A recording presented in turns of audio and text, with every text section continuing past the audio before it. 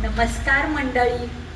तर आज आपण मराठी भाषेच्या गमतीमध्ये दोन वर्णमालेतले वर्ण घेऊया, व आणि न आणि र पण मध्ये घेऊया बरं का.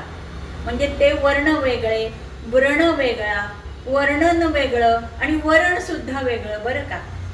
तर एकदा काय झालं, कृष्ण राधेला म्हणाला, राधे तुझा वर्ण एवढा गोरा कसा ग आणि माझा वर्ण एवढा काळा कसा. राधा हसली आणि म्हणाली, अरे चतुर्वर्णाशी ह्या वर्णाचा काही संबंध नाही.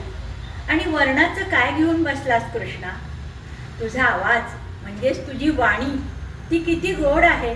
तुझी वाणी त्या वीणेप्रमाणे किती गोड असते. आणि बरं का कृष्णा, तुझी वेणू सुद्धा म्हणजेच तुझी मुरली अरे किती गोड बोलते. अरे वर्णमालेतले सगळे वर्ण तुझ्या वेणूतून गोड सूर होऊन बाहेर पडतात. आणि ते जेव्हा सूर होऊन बाहेर पडतात तेव्हा वैराण वनामध्ये वणवण फिरणाऱ्या आणि वैरण खाणाऱ्या तुझ्या त्या गायी त्या किती बरं मुग्ध होतात. आणि बरं का, नुसत्या गायीच नाही, तुझ्या त्या वेणूमुळे गोपिका सुद्धा वारिणी पिल्याप्रमाणे वागतात, अगदी गुंग होऊन जातात.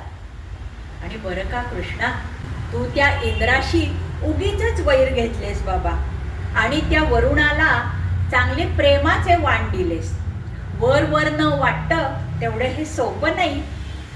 मंडळी, तुम्हाला हे व आणि र आणि न आवडला असेल तर लाईक, शेअर आणि कॉमेंट करा.